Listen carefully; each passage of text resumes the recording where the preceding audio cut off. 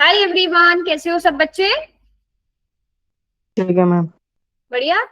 चलो, आज की क्लास में हम फिर से अपना ट्रायंगल चैप्टर ही पढ़ने वाले हैं। बट आज की क्लास में मैं आपको थोड़ा सा पहले शुरू में बेसिक से वापस से करा रही हूँ, क्योंकि मुझे लग रहा है काफी सारे बच्चों को ऐसा है जिनको थोड़े बेसिक्स भी क्लियर कराने पड़ेंगे। ऑलमोस्ट सभी बच्चों को थोड़ा सा 9th का भी रिवाइज कराना पड़ेगा। देखो, कोई भी शेप होती है, हम चलो ट्राइंगल्स की बात करते हैं। ट्राइंगल्स की अगर हम बात करते हैं तो हमें यहाँ पर दो चीजें देखने को मिलती हैं। एक आता है कॉन्ग्रुएंसी, ठीक है, और दूसरी चीज आती है सिमिलैरिटी।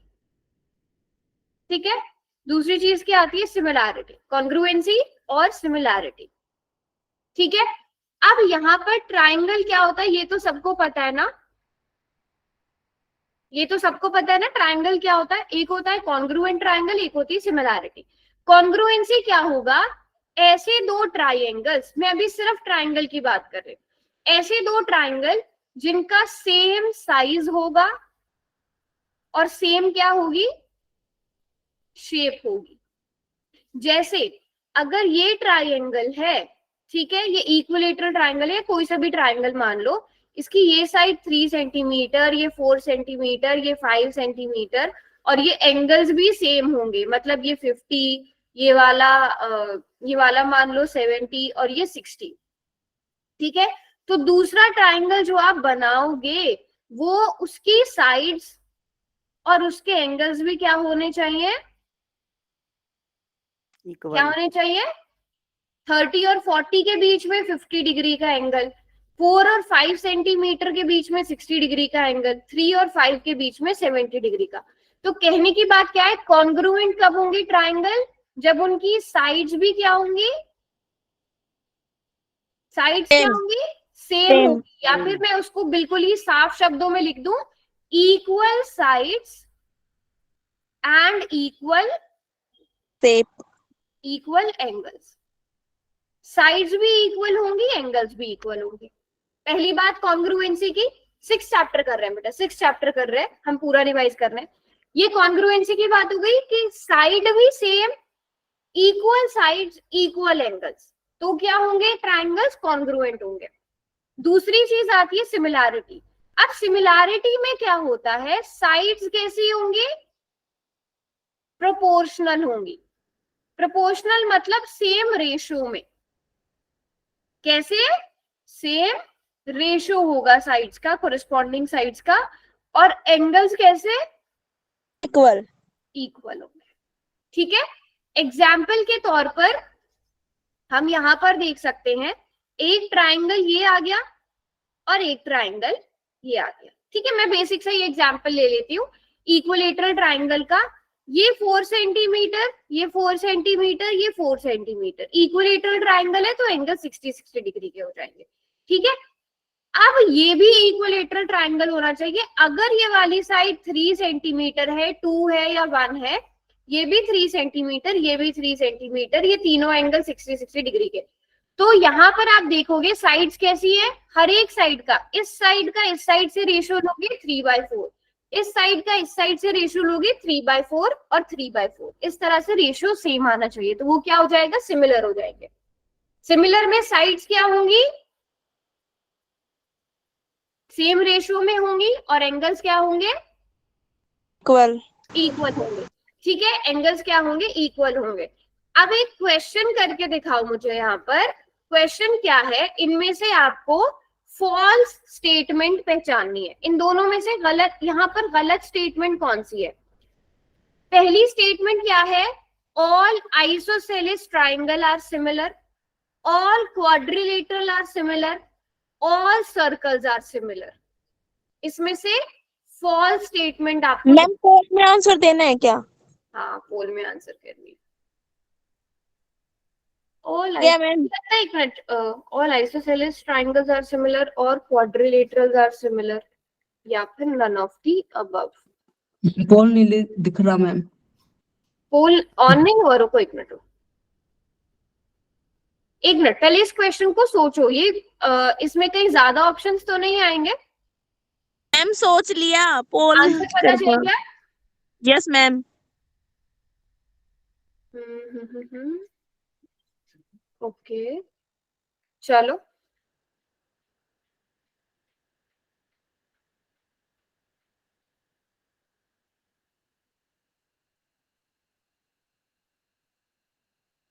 नहीं, कर वैसे दिया इसके दो मैम। आंसर है, वैसे इसके दो आंसर है।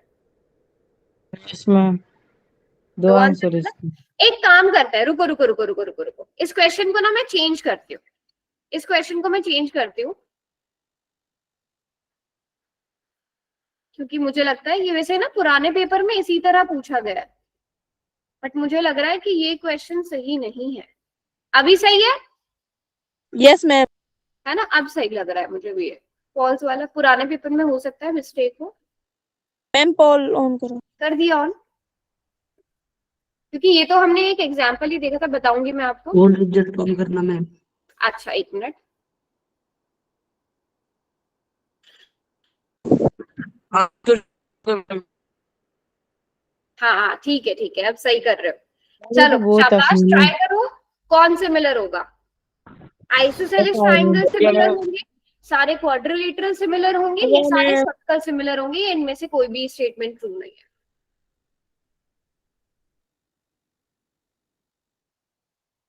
चलिए जी, वेरी गुड, 12 बच्चों ने आंसर किया है। लास्ट के 10 सेकेंड्स और।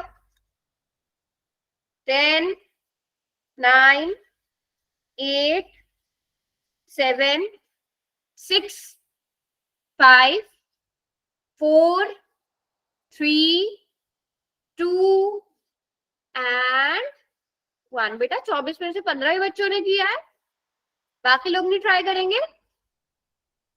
हाँ मैम मेरे वाले फोन में तो पोल भी नहीं चलता है, क्या हुआ? पोल नहीं चलता मैम इस फोन में। अच्छा आपके उसमें पोल नहीं चलता, ठीक है ठीक है ठीक है, ओके। चलो कर दिया सबने, टाइम्स अप। कौन सा ऑप्शन सही होना चाहिए बच्चों? सी। सी होना चाहिए ना? देखो, all isosceles triangles are similar. अब एक आइसोसेलेस ट्राइंगल ये रहा, आइसोसेलेस ट्राइंगल क्या होता है? जिसमें दो साइड्स बराबर होती है, ठीक है, दो साइड्स बराबर होनी चाहिए और एंगल्स उसी हिसाब से। मैं बाकी सब छोड़ो, मैं एंगल्स की बात कर लेती हूँ। ये 50 डिग्री तो ये भी 50 डिग्री, और तीस मैंने आपको पिछली क्लास में भी एग्जाम्पल दिखाया था, ये आ जाएगा 80 डिग्री, ठीक है। अगर ये 60 है, ये 60 है, तो तीसरा वाला एंगल 60। अच्छा फिर तो ये वैसे इक्विलेटरल भी यही होता है, 70 70 ले लेते हैं, 70 डिग्री 70 डिग्री, और ये 40 डिग्री आ जाएगा। यस तो मैम। बताओ क्या ये सिमिलर है?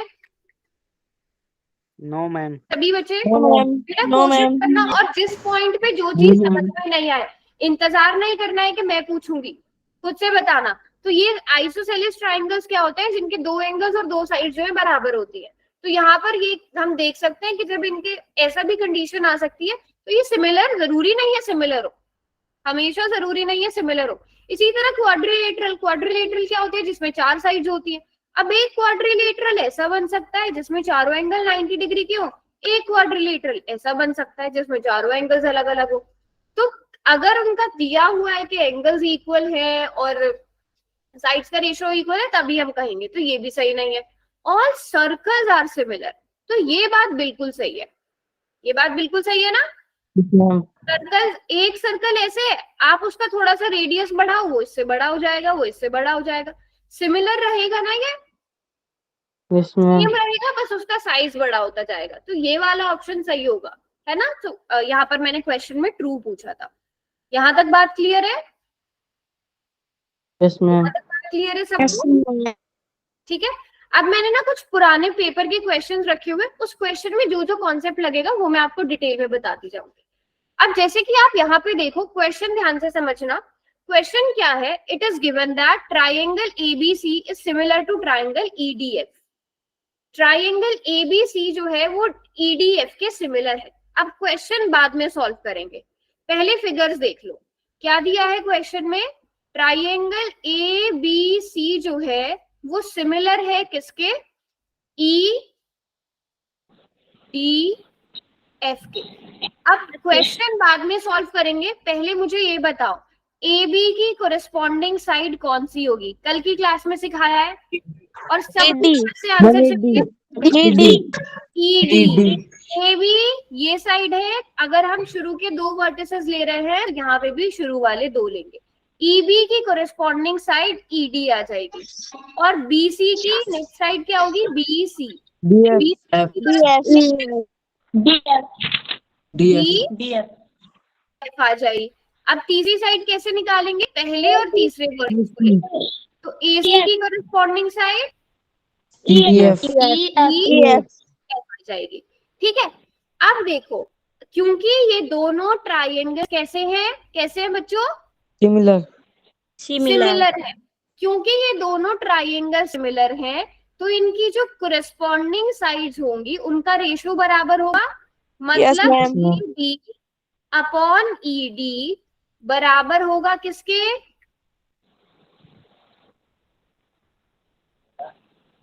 नहीं समझ आया, ma'am ED upon DF, BC upon DF. ये दोनों कोरेस्पॉन्डिंग साइड है, बीसी अपॉन डीएफ होगा कि नहीं। और इसी तरह तीसरी साइड का ratio SC upon EF, AC. EF, ये बात किस किस को समझ में आ गई, अगर दो ट्राइंगल्स सिमिलर होते हैं तो उनकी कोरेस्पॉन्डिंग साइड्स का रेशियो भी बराबर होता है। आपने पहले कोरेस्पॉन्डिंग साइड्स देख ली, उनको सेम रेशियो में रख दिया, कोरेस्पॉन्डिंग एंगल्स भी बराबर होगी, कोरेस्पॉन्डिंग साइड्स भी सेम रेशियो में होंगी। उल्टा चलेगा ना, अगर देखो ये अगर ये सेम रेशियो में है तो सिमिलर, सिमिलर है तो सेम रेशियो में। यहां तक बात क्लियर है। पहले जल्दी से वाई लिखो पहले चार्ट में, किस किस को समझ आ गया यहाँ तक। बेटा कोई भी पॉइंट विनय समझ में आया, पूजा, यस मैम। भारती, सभी बच्चों को क्लियर है, खुशी yes ma'am, ठीक है, नमन क्लियर है, निशा yes ma'am, yes ma'am, बच्चों को जहां पर भी जिस पॉइंट पे समझना है मुझे रिपीट करने को बोल देना। अब ए बी की वैल्यू बताओ कितनी है, 5 5 centimeter, सेंटीमीटर। ए बी की वैल्यू 5 सेंटीमीटर है। ईडी 5 सेंटीमीटर लिखने की जरूरत नहीं है, यहाँ पे आप 5 लिख सकते हो। ईडी कितना है, 12 12, 12 कितना है आपको अभी नहीं पता ना, no ma'am, पीएफ कितना है, 15 centimeter, पहले आप मुझे इतना ही, अब बाकी का क्वेश्चन चलो चल कर लो। एसी कितना है, 7 वो भी 7 सेंटीमीटर, ठीक है। अब यहां से आप इन दोनों को पकड़ो, पहले इन दोनों को लिख लो अलग से, और यहां से आप कौन सी साइड निकाल सकते हो, BC हाँ BC बीसी निकाल मल्टीप्लाई सकते हो। करके बच्चे 5/12 जो है वो बराबर है बीसी अपॉन 15 के। जल्दी से बीसी कैलकुलेट करके बताओ कितना आएगा, क्रॉस मल्टीप्लिकेशन करो, सॉल्व करो, मैं करवाऊंगी बट पहले आप लोग कैलकुलेट करो। 1/4। अच्छा सभी बेटा लिख के चार्ट में लिख दीजिए, जो जो बच्चा करता जाए। अब आपका आंसर जो भी आ रहा है ना, क्रॉस मल्टीप्लाई, पहला स्टेप क्या होगा, क्रॉस मल्टीप्लाई कर दो, बीसी को 12 के साथ मल्टीप्लाई कर दो, बीसी इंटू 12 बराबर आ जाएगा 15 इंटू 5 के। 12 यहाँ मल्टीप्लाई हो रहा है, उसको दूसरी तरफ भेज दोगे तो डिवाइड हो जाएगा, 15 इंटू 5 अपॉन 12।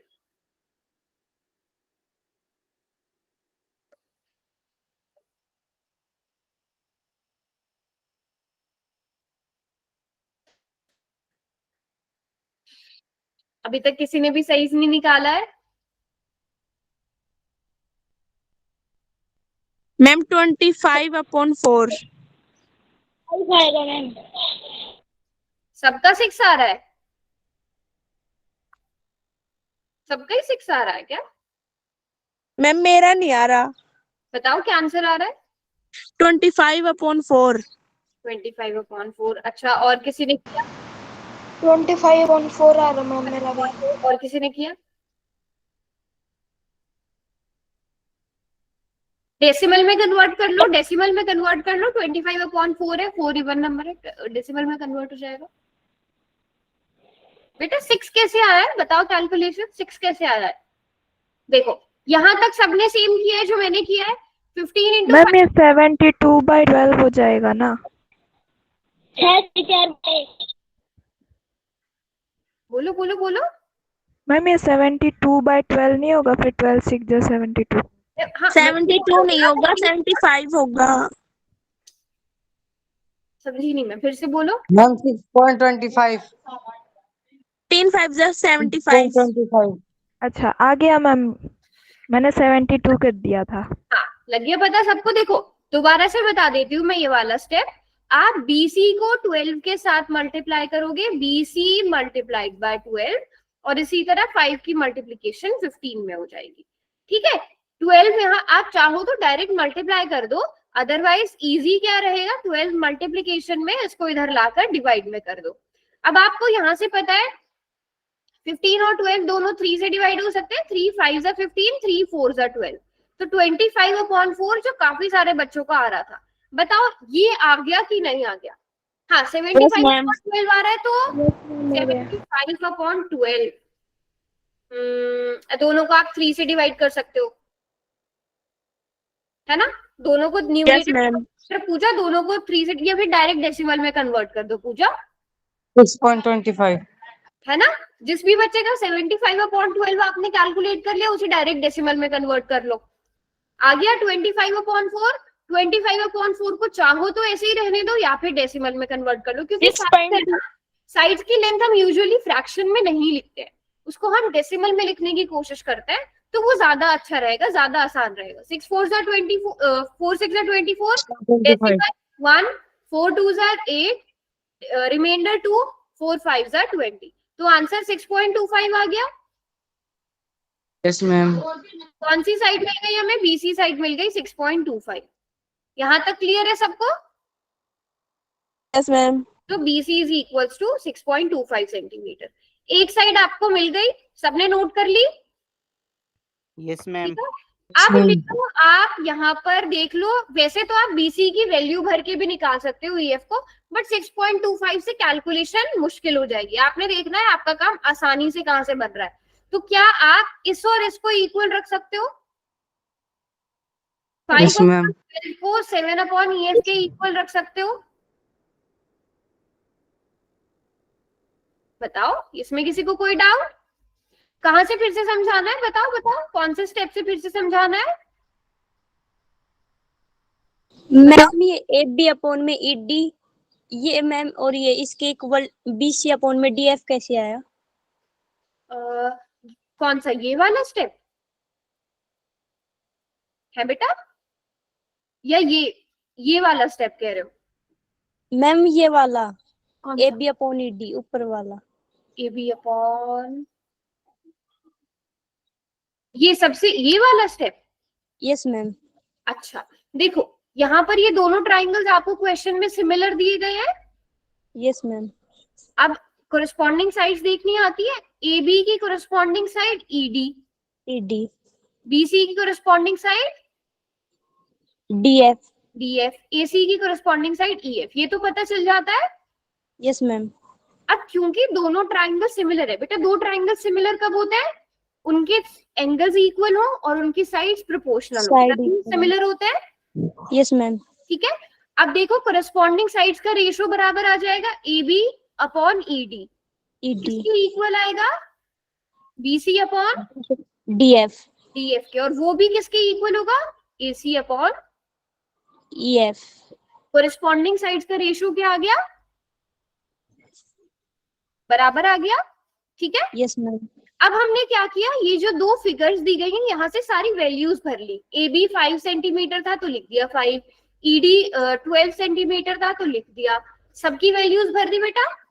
Yes ma'am. ठीक है, अब हम इन दो को एक साथ लिखकर BC की वैल्यू कैलकुलेट कर सकते हैं। Yes ma'am.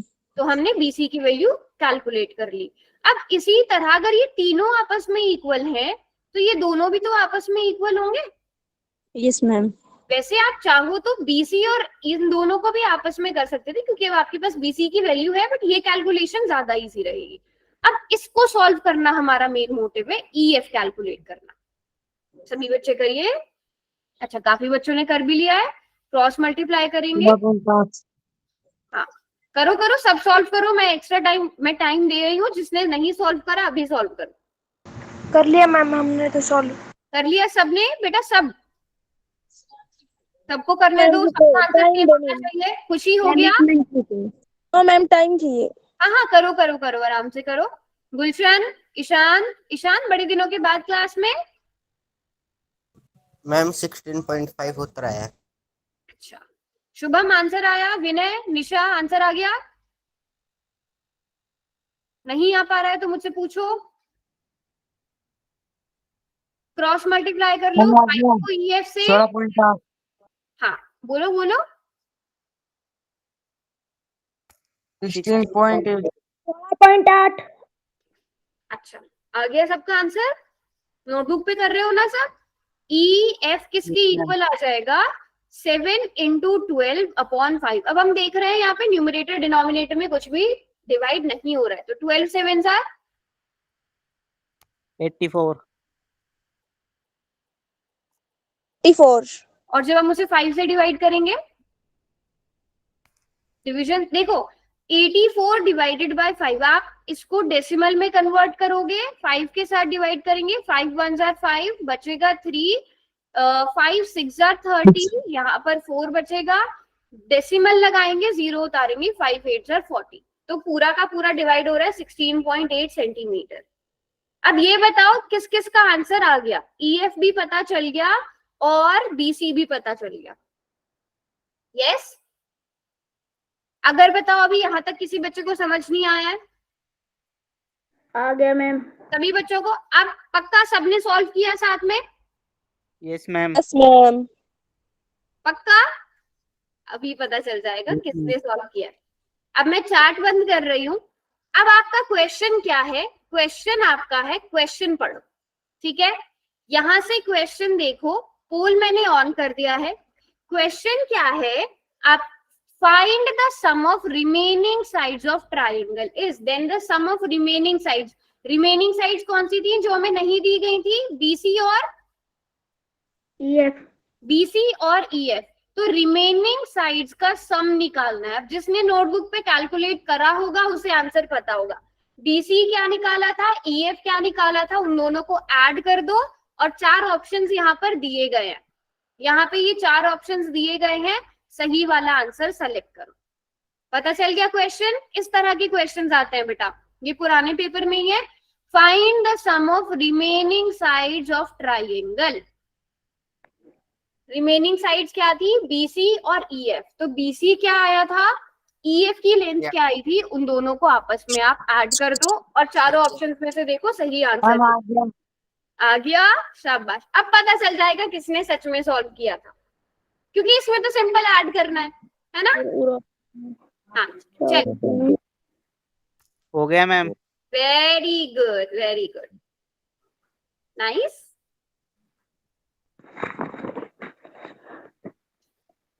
क्वेश्चन बहुत आसान था ना? पढ़ने में मुश्किल लग रहा है, बस क्वेश्चन बहुत आसान है। हो गया मैम। BC की लेंथ आपने नोटबुक में कहीं ना कहीं लिखी हुई होगी, EF की लेंथ भी लिखी हुई होगी। मैम आगे कुछ करके बता दो। ऑप्शन में भी दे रखा है BC कितनी आई थी और EF कितनी आई थी ऑप्शन में। हाँ हाँ, बताओ अगर किसी को नहीं पता चल रहा है। लग रहा है मुझे नहीं पता चल रहा ना? चल रहा है। चल रहा है? इतना मुश्किल क्वेश्चन तो नहीं है। चलो दे देती हूँ। BC की लेंथ जो है वो 6.25 थी यस मैम। और EF की लेंथ 16.8। 16.8। अब तो कर लेंगे, अब देखती हूँ अब कौन नहीं कर पाएगा। 10 सेकेंड्स दे रही हूँ और 10 9 8 7 6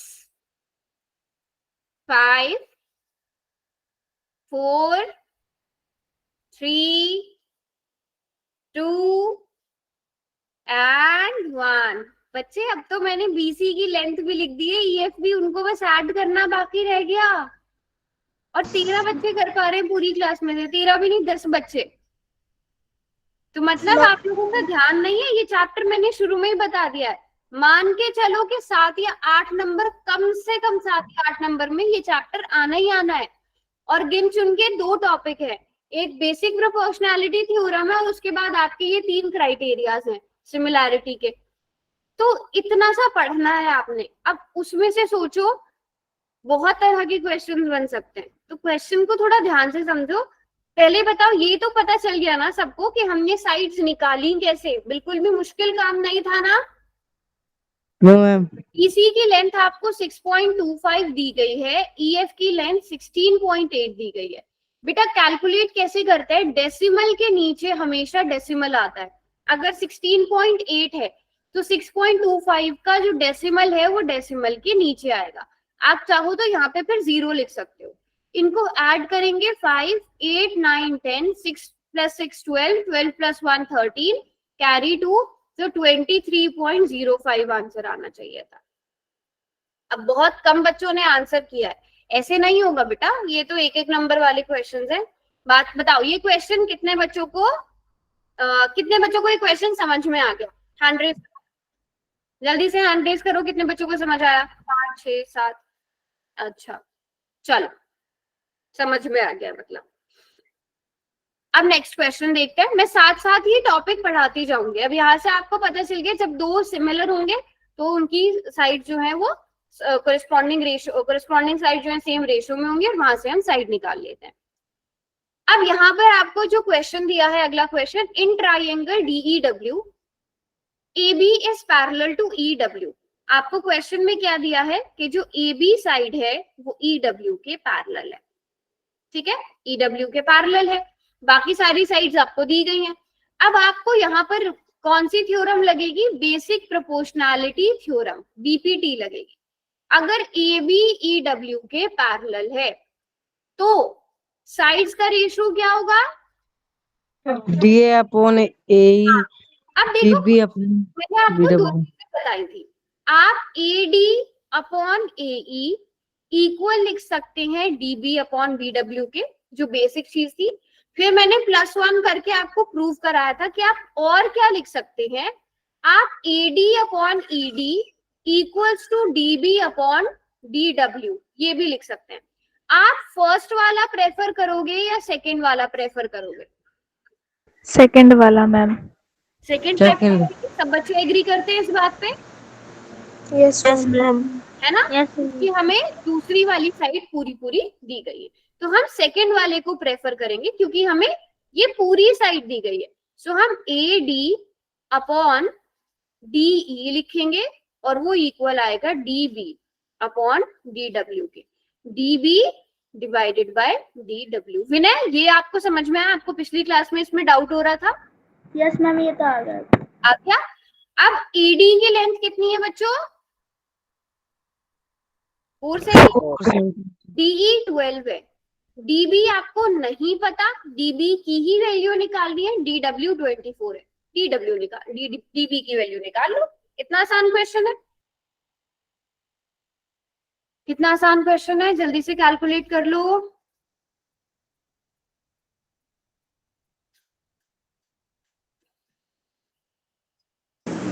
हो गया मैम। हाँ, चार्ट में लिख दो क्या आंसर आया है।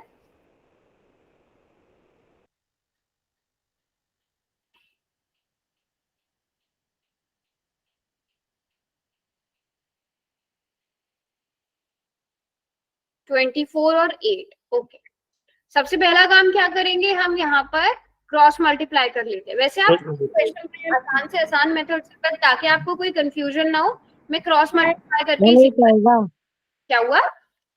हमें टैग गलत तो लिख दिया था। तो DB मल्टीप्लाइड बाय 12 इक्वल आ जाएगा 4 मल्टीप्लाइड बाय 24 के। अब यहाँ से आप क्या कर सकते हो, DB इक्वल आ जाएगा 4 × 24 डिवाइडेड बाय 12 के। आप चाहते तो यहाँ से 4/12 को पहले सिंप्लीफाई कर सकते थे। देखो, मैंने आपको शुरू में ही बोला कि बहुत मेथड होते हैं क्वेश्चन को सॉल्व करने पे, आप अपना मेथड ढूंढिए। ठीक है, तो आप वैसे भी सॉल्व कर सकते थे। अब यहाँ से हमें पता है 12 2 24 हो जाएगा। इसकी तो कैलकुलेशन बहुत ही आसान है। तो dB is equal to 8 centimetre. अब वो बच्चे हैंड रेज करो जिनको ये क्वेश्चन समझ में आया है। Hand raise ma'am hand card से ही नहीं आता। आए थे। कोई ऐसा जिसको नहीं समझ में आया वो पूछो, रिपीट कर सकती हूँ मैं। जिसको नहीं समझ में आया, आ गया सबको समझ में? खुशी समझ में आया? मैम ठीक। Yes ma'am. नितेश यादव वाली आईडी से बेटा है कौन? मैम हाँ मैम निक्की। निक्की। अच्छा निक्की, पलक समझ में आ गया? Yes ma'am. बढ़िया। चलिए जी, तो यहाँ से बीपीटी समझ में आ गई। यहाँ से हमने बेसिक प्रोपोर्शनैलिटी थ्योरम का रिवीजन कर लिया, क्योंकि मैं आपको पहले पढ़ा चुकी हूँ। तो बस मैं साथ साथ, ताकि हमारे क्वेश्चंस भी होते रहे, रिवीजन भी होता रहे। अब अगला क्वेश्चन देखो। In figure 7 if triangle ABC is similar to triangle DEF and their sides of length are in centimeter are marked along them, then find the length of sides of each triangle. कोई बता सकता है कैसे होगा ये question? Just अभी अभी हम ऐसा क्वेश्चन करके आए हैं। Ma'am 8D upon DE is equal to AC upon DF is equal to BC upon EF। बिल्कुल। आपको पता है कि दोनों ट्राइंगल सिमिलर हैं, तो उनकी कोरिस्पॉन्डिंग साइड्स का रेशियो क्या होगा? इक्वल होगा। सबसे पहले देखो, ये मैं एक्स्ट्रा स्टेप करा रही हूँ ताकि आपको समझ आ जाए। आपको जरूरत नहीं है लिखने की, बट आप फिर भी बताओ AB की कोरिस्पॉन्डिंग साइड DE। ठीक है। नेक्स्ट साइड लेंगे हम BC की कोरिस्पॉन्डिंग साइड और तीसरी साइड बचती है AC DF। तो इनके रेशियोज क्या होंगे?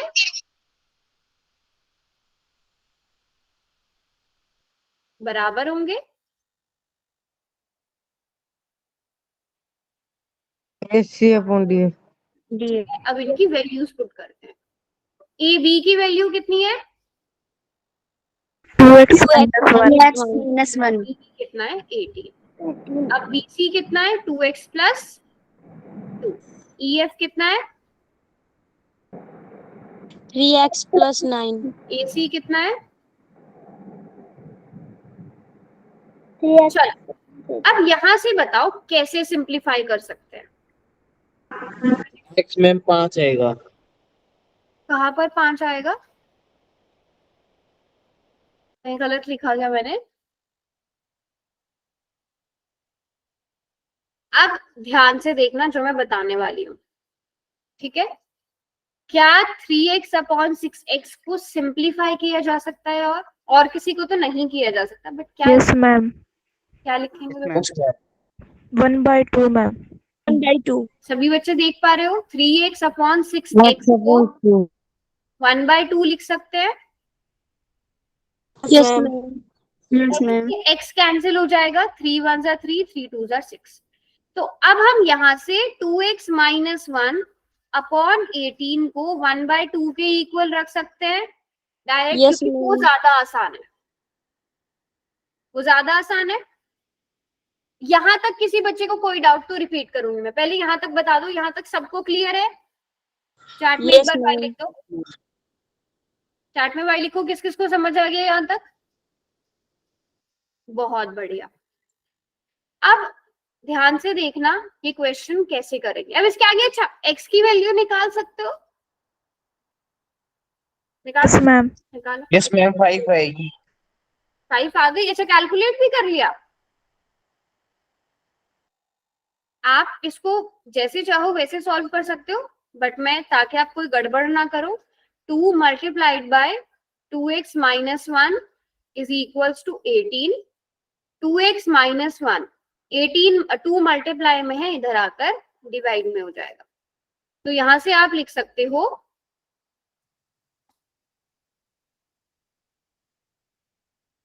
2x minus 1 equals to 9। अब इसके आगे x की वैल्यू निकालना आपका काम है। अच्छा सबने कैलकुलेट भी कर ली? Very good. तो 2x इक्वल आ गया 9 प्लस 1 मतलब 10। ठीक है। 9 + 1 मतलब 10, तो x is equals to 10/2 which Five. Means 5। अब देखो आपको x की वैल्यू मिल गई। अगर आपको x की वैल्यू पता चल जाए, आप बाकी सारी साइड्स निकाल सकते हो। Yes ma'am. Yes ma'am. Yes, ma'am. अब सबसे पहली साइड की बात करते हैं। सबसे पहली साइड ट्राइंगल एबीसी में देख लेते हैं। AB किसके इक्वल है? 2x - 1। x की जगह 5 पुट करो और AB की वैल्यू निकालो। 9। 2 × 5 - 1 मतलब 9 आ गया। अब उसके बाद कौन सी साइड बची? AC। AC निकालेंगे तो 30. No, ma'am. No, ma'am. अच्छा 15. 15। ठीक है। AC के बाद तीसरी साइड बचती है BC। 2x + 2 निकालो। 12. 12। हाँ जी, 12 2 × 5 + 2 आ गया 12। अब ये तीनों निकालना। अच्छा सेंटीमीटर लिखना मत भूलना, क्वेश्चन में सेंटीमीटर दिया गया है। ठीक है। अब ये डी, इसकी सिर्फ 2 ही साइड्स निकालनी है, निकालो। ये बाकी दोनों साइड्स निकालो आप।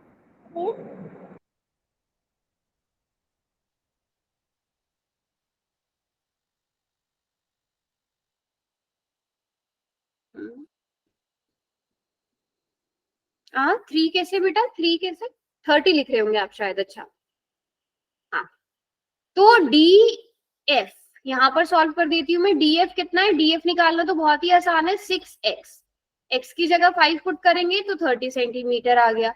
DF के बाद बचती है EF। EF आप लोग निकालेंगे 3x + 9 मतलब 3 × 5 = 15 15 plus 9, 3 + 9 24. सेंटीमीटर। तो आ गई बेटा सारी साइड्स हमारे पास। Yes, ma'am. ठीक है। x = 5। क्वेश्चन मुश्किल था? बिल्कुल भी नहीं। बताओ, किसी को कोई डाउट यहाँ तक? No doubt ma'am. No ma'am सबको क्लियर है यहाँ तक? ये क्वेश्चन देखो, क्वेश्चन ये सारे में वही पुराने पेपर्स में पूछे हुए क्वेश्चन है और क्वेश्चन बहुत आसान है। आपको आप अब देखो, जरूरी नहीं है कि आप इसी मेथड से सॉल्व करो। आप इन दो को भी साथ में लेके x की वैल्यू निकाल सकते हो। बट बताओ मुझे, उससे कैलकुलेशन बढ़ जाएगी कि नहीं बढ़ जाएगी? Yes, ma'am. है ना, जाएगी। कैलकुलेशन बढ़ जाएगी। आप चाहते तो आप 2x + 2 को 1/2 के इक्वल रख के भी वैल्यूज निकाल सकते थे, आंसर आ जाएगा। बट कैलकुलेशन बढ़ जाएगी, टाइम क्या हो जाएगा? वेस्ट हो जाएगा। सबसे सिंपल चीज देखो, यहाँ पर आपको पता है सिर्फ एक ही है, 2x - 1, एक ही बार x आ रहा है। इसको अगर आप 1/2 के साथ रखोगे, आपकी कैलकुलेशन इजी होगी, आपका टाइम बच जाएगा। इसलिए हमने इन दो को इक्वेट किया। बात समझ में आ गई सबको? आप चाहो जैसे चाहो वैसे सॉल्व कर सकते हो, बट स्मार्टेस्ट वे ढूंढना है, इजीएस्ट वे ढूंढना है, अपना टाइम बचाने की कोशिश करनी है। यहाँ तक क्लियर है सबको? Yes ma'am. चलो, तो यहाँ Yes, से ma'am. हमने फिर से रिवाइज कर लिया कि अगर दो ट्रायंगल सिमिलर होंगे, उनकी कोरिस्पॉन्डिंग साइड्स का रेशियो बराबर होगा।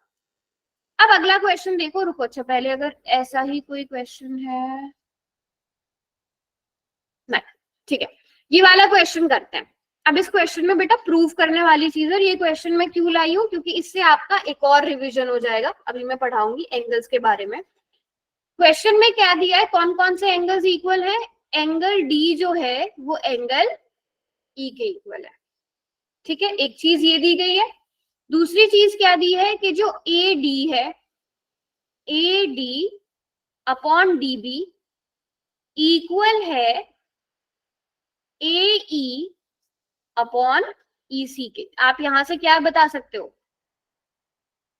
B is parallel to BC. ठीक है, आपको गिवन है, आपको क्या गिवन है कि जो AD अपॉन DB है वो इक्वल है AE अपॉन EC के। तो by converse of BPT, BPT. Converse of basic proportionality theorem, क्या कहता है कन्वर्स? कि अगर कोई लाइन ट्रायंगल की दो साइड्स को सेम रेशियो में बांट रही है, तो ये वाली जो लाइन है ये ट्रायंगल की दो साइड्स को सेम रेशियो में बांट रही है कि नहीं बांट रही है? इसमें बांट रही है। ठीक है, तो ये वाली साइड किसके पैरेलल होगी? बीसी। बताओ क्या पैरेलल होगा यहाँ से, जल्दी कोशिश करो सब। BC में DE is parallel to BC। ये बताओ BC। यहाँ पे किसी को कोई डाउट? विनय, ये बात पता चली? Yes ma'am. ठीक है, Vinay, Niki, Palak, Pooja, Bharti, Yes, ma'am. Shubham, yes ma'am. Gulshan, ma'am. सभी बच्चों को यहाँ तक क्लियर है? इसमें DE जो है वो BC के पैरेलल आ गई यहाँ तक। अब यहाँ से बात समझना बहुत ध्यान से, ठीक है, यहाँ से बात बहुत ध्यान से समझना। अब दो लाइंस, अब चलो मैं इसको थोड़ा सा यहाँ पे समझाती हूँ पहले। अगर दो लाइंस पैरेलल होती है, ठीक है, ये दो लाइंस पैरेलल हैं और कोई तीसरी लाइन इनको कट करती हुई जा रही है, आपको दिया गया है लाइन L जो है वो लाइन M के पैरेलल है, ठीक है, तो यहाँ पर जो एंगल बनेगा, ये एंगल मान लो एंगल 1 है, ये एंगल 2 है। ये लाइन के कहाँ है? L लाइन के कहाँ है? ऊपर है। ऊपर। ऊपर। M लाइन के ऊपर कौन से एंगल्स बनेंगे? यहाँ पर मैंने नाम दे रही हूँ एंगल 3 और एंगल 4, ठीक है। तो अब यहाँ से क्या होता है, एंगल 1 किसके इक्वल होगा? एंगल 1 इक्वल होगा एंगल 3। एंगल 3 के, और एंगल 2 किसके इक्वल होगा? एंगल 4। इन्हें क्या कहते हैं? हम इन्हें कहते हैं कोरिस्पॉन्डिंग, ठीक है, इन्हें क्या कहते हैं? कोरिस्पॉन्डिंग एंगल्स कहते हैं। बाकी सब एंगल्स के बारे में भी पता है? Yes ma'am. एंगल 2 एंगल 4 के इक्वल होगा। Yes, ये बात ma'am. सबको समझ में आ गई? यस अब मैम। यही कॉन्सेप्ट लग रहा है यहाँ पर, ध्यान से देखना। ये दोनों लाइंस, ये वाली लाइन जो है वो इस लाइन के क्या है? इक्वल। अरे पैरेलल, ठीक है, और ये तीसरी लाइन इनको कट करती हुई जा रही है। तो यहाँ पर जो ये एंगल बन रहा है ना, ये वाला एंगल मुझे बताओ इस एंगल के इक्वल होगा कि नहीं होगा? होगा ना, because ma'am. DE is parallel to BC, तो एंगल D इक्वल होगा एंगल B के, और उसी तरह एंगल E किसके इक्वल होगा? Angle C। एंगल C के, क्योंकि ये क्या है? Corresponding angle. Corresponding angles between parallel lines. ये ध्यान रखना, अगर ये लाइंस पैरेलल ना होती तो ये इक्वल ना होते, ये कोरिस्पॉन्डिंग एंगल्स होते बट फिर ये इक्वल ना होते। तो अभी हमें पता चल गया कि जो D है वो B के इक्वल है, जो E है वो C के इक्वल है। यहाँ तक किसी को कोई डाउट? No ma'am. तो अब देखो क्वेश्चन में क्या दिया है कि D और E आपस में इक्वल है, D और E आपस में इक्वल है। यहाँ से कौन से दो एंगल्स इक्वल आ गए? B और C। सभी बच्चे बताओ, अगर D और E आपस में इक्वल है, मान लो D जो है वो 50 डिग्री है, E भी फिर 50 डिग्री होगा। अगर D 50 डिग्री है तो B भी 50 डिग्री होगा, E 50 डिग्री है तो C भी 50 डिग्री होगा। ये चारों ही आपस में इक्वल आ गए, यस मैम। ठीक है। देखो पूरी ज्योमेट्री इसी का नाम है, आपको कोई कैलकुलेशन वगैरह नहीं करनी होती, आपको दिमाग लगाना पड़ता है कौन सी चीज आप कहाँ से ले सकते हो, है ना, कैसे अपना रिजल्ट प्रूव कर सकते हो। तो एंगल B जो है वो एंगल, ये बताओ, ये बात समझ में आ गई? Yes ma'am. यहाँ तक सबको क्लियर है? Yes ma'am. अब अगर ट्राइंगल ABC की बात करें, ट्राइंगल ABC में एंगल B एंगल C के इक्वल है, यस मैम। यस। ठीक है। जिस ट्राइंगल के दो एंगल्स इक्वल होते हैं वो क्या होता है? उनकी अपोजिट साइड इक्वल होती है। उनकी अपोजिट साइड्स भी इक्वल होती है। देखो एंगल B के सामने वाली साइड कौन है? AC। AC। सभी बच्चे देख पा रहे हो? Yes ma'am. एरो लगा के रखा है। तो अगर B C के इक्वल है तो B की अपोजिट साइड AC, C की अपोजिट साइड AB, ये दोनों भी आपस में क्या होंगे? इक्वल। इक्वल हो गए। अगर किसी ट्रायंगल की दो साइड्स इक्वल होती है तो वो क्या होता है? Isosceles triangle. तो आइसोस्केल। इसका मतलब कौन सा ट्रायंगल आइसोसेलेस ट्रायंगल हुआ? ABC। ABC right. हमें यही प्रूव करना था, यही प्रूव करना था ना। अच्छा, BAC नाम लिखा है, आप BAC नाम लिख दो यहाँ पे, ठीक है, नाम आप कुछ भी रख सकते हो। 4 लाइनों में क्वेश्चन हो गया, लेकिन वो 4 लाइनों को सोचना पड़ेगा कि कैसे क्या चीज कहां से लानी पड़ेगी, हम अपना आंसर प्रूव कर पाए। ये क्वेश्चन समझ में आया? Yes ma'am. बिल्कुल, ये क्वेश्चन समझ में आया? हैंड रेज करो। आ गया? हैंड रेज करो। आसान था ना? Yes ma'am. ठीक है, चलो बढ़िया। नेक्स्ट क्वेश्चन देखते हैं। ये सेम ही आ गया था, ये वाला क्वेश्चन। ये सारे क्वेश्चन मैं पुराने पेपर से ही लेकर आई। अब क्वेश्चन ध्यान से समझना, ये क्वेश्चन बहुत आसान है। 2 राइट ट्राइंगल्स, राइट ट्राइंगल्स मतलब जिनका एक एंगल 90 डिग्री होता है। ABC and DBC are drawn on the same hypotenuse BC। ठीक है। अच्छा, वैसे यहाँ पर ना कंस्ट्रक्शन आपको खुद करना था इस क्वेश्चन में। चलो मैं आपको खुद ही करके दिखाती हूँ, ठीक है, फिर मैं इसे हटा दूंगी। देखो, 2 right triangles ABC and DBC are drawn on the hypotenuse BC। Hypotenuse क्या होता है? राइट एंगल ट्राइंगल की सबसे बड़ी साइड, ठीक है। हाइपोटेन्यूज क्या बोला है? BC। और एक और चीज पता होनी चाहिए, 90 डिग्री का एंगल कहाँ बनता है? हाइपोटेन्यूज के सामने। हमेशा ध्यान रखना, जैसे ये राइट एंगल ट्राइंगल है ना, अगर ये राइट एंगल ट्राइंगल है, इसके सामने वाला हाइपोटेन्यूज होगा। ये राइट एंगल ट्राइंगल है, इसके सामने वाली साइड हाइपोटेन्यूज होगी। तो अगर BC हाइपोटेन्यूज है तो आप जो भी ट्राइंगल बनाओगे, लाइक अगर हम ये वाला ट्राइंगल बना रहे हैं एक, और एक ट्राइंगल ये बना रहे हैं, ठीक है, अभी देखने में 90 डिग्री लगी लग रहा है, तो BC के सामने वाली साइड ये एंगल 90 डिग्री होगा, ये एंगल 90 डिग्री होगा कि नहीं? Yes ma'am. मैं आपको, रुको, ये पहले आपने ABC बना लिया, तो हाइपोटेन्यूज के सामने वाला एंगल 90 डिग्री। 90 डिग्री का, ठीक है। तो एक ट्राइंगल ABC बन गया, दूसरा ट्राइंगल क्या बनाना है? DBC। तो ये वाला एंगल BC के, ये DBC बन गया, तो ये एंगल 90 डिग्री हो गया। ये बात समझ में आई? फिगर बना लिया? Yes ma'am. यस अब मैम। AC और DB कहाँ इंटरसेक्ट कर रहे हैं, कहाँ पर मिल रहे हैं? उस पॉइंट का नाम क्या है? P नाम है, ठीक है। अब हमें प्रूफ क्या करना है कि AP अपॉन PC इक्वल है BP इंटू DP के, ठीक है। अब ये क्वेश्चन देखना, इस क्वेश्चन में आपको 2 ट्राइंगल्स अगर आप देखो, कौन कौन सा triangle? Triangle APB and triangle, या तो इसको रुको, नाम कुछ और देते हैं, triangle PAB and triangle PDC।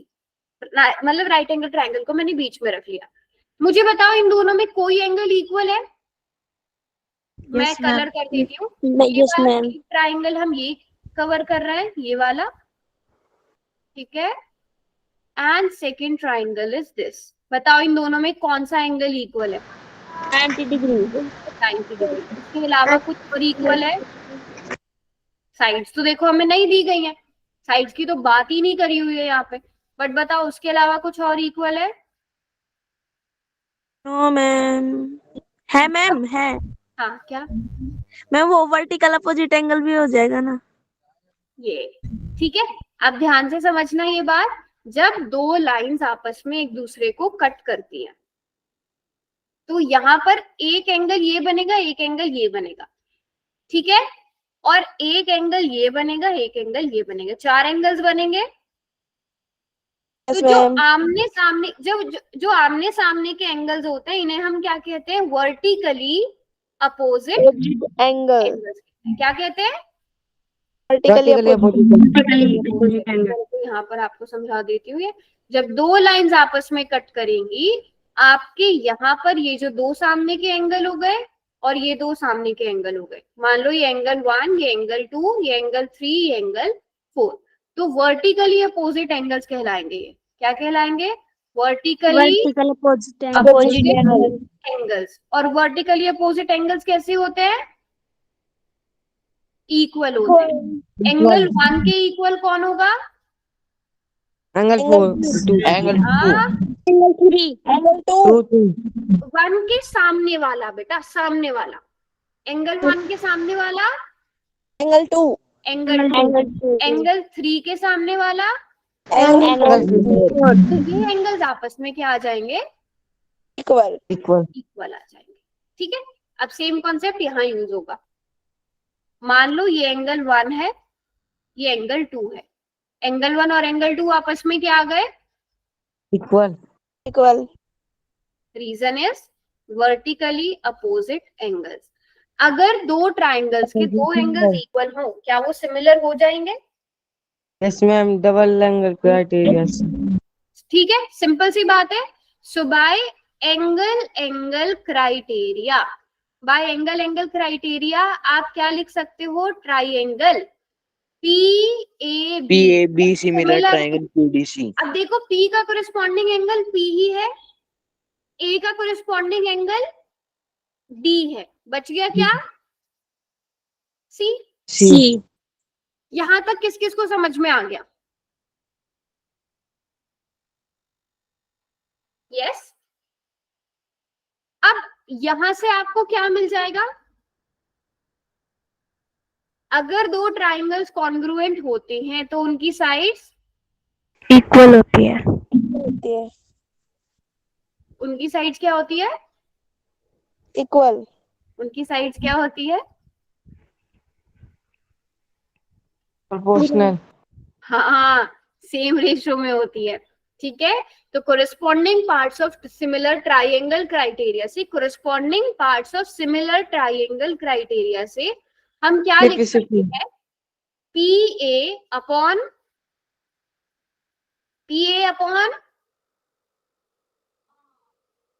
PD equals to AB upon DC AB upon DC। तीसरी साइड PB अपॉन। PC अब देखो क्वेश्चन में क्या है? AP upon PC, AP into PC। तो हमें AP की जरूरत है, हमें PC की जरूरत है, हमें PB की जरूरत है और DP की जरूरत है। तो हम सिर्फ इन दो को इक्वल कर सकते हैं, बाकी की हमें नीड नहीं है ना। हम PA अपॉन PD को इक्वल कर देंगे PB अपॉन PC के। अब क्वेश्चन के अकॉर्डिंग देखो, AP या फिर PA को किससे मल्टीप्लाई करना है? लिख दिया बेटा PA AP, अच्छा सॉरी यहाँ पर हाँ क्रॉस मल्टीप्लाई कर देंगे। ओके, PD हम सिंपल क्या कर देंगे? Cross multiply. PA या फिर AP into PC is equals to PB into DP। या फिर क्वेश्चन के अकॉर्डिंग ही आप नहीं पिक कर सकते हो। हमें यही प्रूव करना था। Yes ma'am. इजी क्वेश्चन बहुत आसान है, इसमें बस आपको देखना है कि कैसे करना है। बात समझ में आ गई सबको यहाँ तक? Yes ma'am. पक्का? मैम ठीक है, और इसी तरह के क्वेश्चंस आएंगे, आप खुद से और भी प्रैक्टिस करना। आप बताओ अगली क्लास में यही पढ़ोगे या कोई और चैप्टर? यही पढ़ेंगे मैम। और क्वेश्चंस करवाओ? Yes ma'am. चलो इसके और क्वेश्चंस हम देख के फिर अगली क्लास में और क्वेश्चन करेंगे।